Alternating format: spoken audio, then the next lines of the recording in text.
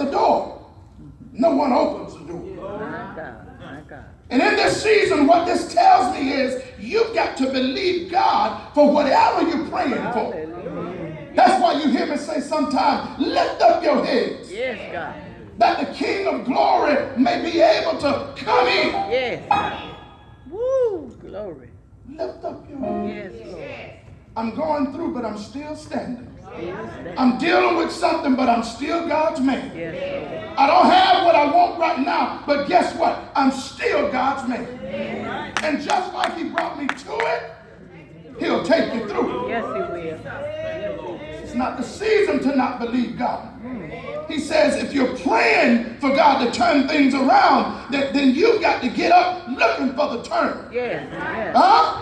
Amen. If you're praying for God to open the door, then you've got to begin to thank God for the open door that sits ahead of you. You go to the job and they say, well, we're not hiring. You keep knocking and believing. You go to this situation and they say, well, that was yesterday. You keep believing God has something greater and God has something better. And so here it is. That job you've been waiting on. That position you've been praying about. Whatever it is you've been praying to God about, that's what you've got to begin to believe God for. Because the Bible says it's impossible to please the good master unless you have faith. Without it, you can't please him. You got to begin to believe, because to them that believe, all things are possible. Somebody praying, but you don't believe. Huh? But it says if you're going to walk with God, you've got to begin to agree with God. Yes, Lord. And you're not always going to see what it looks like. Because if I could see what he had on the other side, I turn and I go back where I come from. Because in order to get to the other side, maybe you got to go through being lied on. You got to go through being spit upon. You got to go through being scandalized. Every now and then you're going to get knocked down. But you're trying to get to the other side. Your friends going to talk about you. They're going to turn their back on you. But you're trying to get to the other side. And sometimes if we saw what we had to go through to get to the other side, we would tuck our tail and run like a dog. But thank God for Jesus. He is a sustainer. He is a redeemer. He is a way maker. And while I'm waiting on him, while I'm standing for him, he's strengthening my heart. Amen. Look at your neighbor and say, keep knocking. Amen. When you read the story, the reason they don't open the door is because their focus was on what it looked like. And sometimes people, they focus on what it looks like. They focus on what their natural eye can see. But how many know you got to stop looking through the natural eye all the time? And you got to say, God, open my spiritual eye. Open my spiritual ears. I want this situation to work out for my good. But look like every time I take 2 steps forward, I get knocked back 10. Look like the people that I depend on, they talk about me like a lying dirty dog. But your faith can't be in people. Your faith can't be in stuff. Because if your faith is in stuff, if your faith is in people, then when the people fall, so goes your faith. But Grandmama and them used to say, this joy that I have.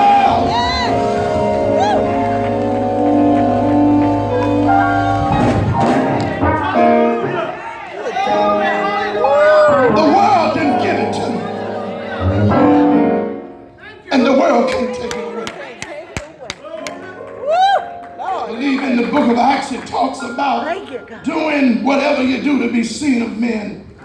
Don't do your arms and don't do this so folk see you. Because when you get whatever they give you, you got what you're going to get. So if you want the validation of men, then that's what you're going to get. But when you learn to wait on the Lord and go through the hot water, go through the hellacious situations, deal with both minds,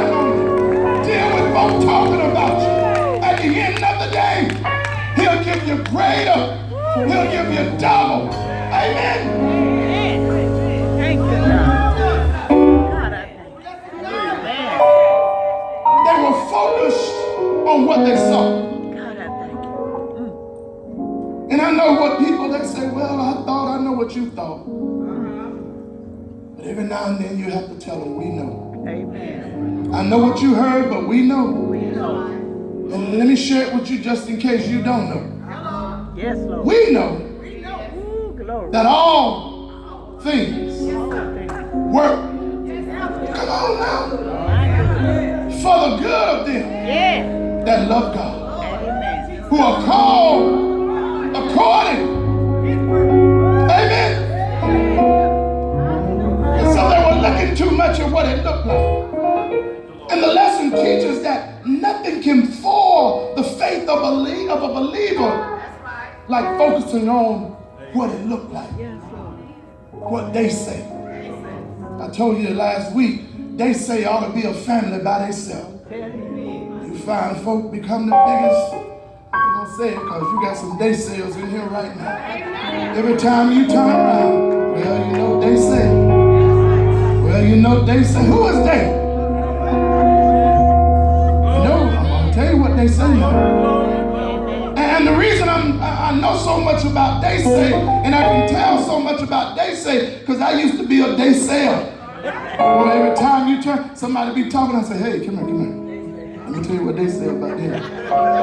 I know ain't none of y'all ever did it, but I'll call on they say in a minute. And the Lord had to deal with me. Keep your mouth shut. Keep your mouth off folk. If you didn't get it from the horse's mouth, then leave that alone. Because they say, I have you running all over town. Yes, Amen. And so what it looked like, and the facts were, who had Peter locked up? This bad dude named Herod. And if you read and study, every Herod in the Bible was horrible. Somebody say horrible. He had James killed. He had Brother John on the run. And Peter was in jail. And it looks like Herod is after Peter, James, and John. And we almost done. And to some, that may not mean much, Peter, James, and John. To somebody that may not mean much, but always remember when Jesus traveled, the Bible says he always traveled with who? Peter, James, and John. And so remember when he goes to Jairus' house, he puts everybody out but Peter, James, and John. At the Garden of Gethsemane, Peter, James, and John. On the mountain of Transfiguration, he left everybody else in the valley but Peter, James, and John. And so these men were men that had access to something called the anointing. And they had influence over people. And the enemy, he's not trying to destroy everybody. He's not trying to kill everybody. But if you're going through something heavy right now, it's not so much because folk don't like you. It's not so much because you're doing all this and you, but the enemy is not trying to kill everybody. The enemy's not trying to block everybody. But the Bible lets me know whenever you have influence over people and you have access to the anointing, you can get ready, baby.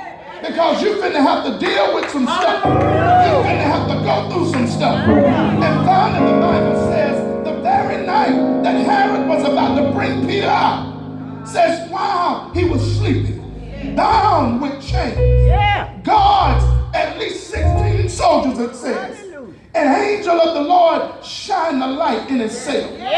And that jumped at me because, see, it don't matter where you're at. Amen. God knows. He knows.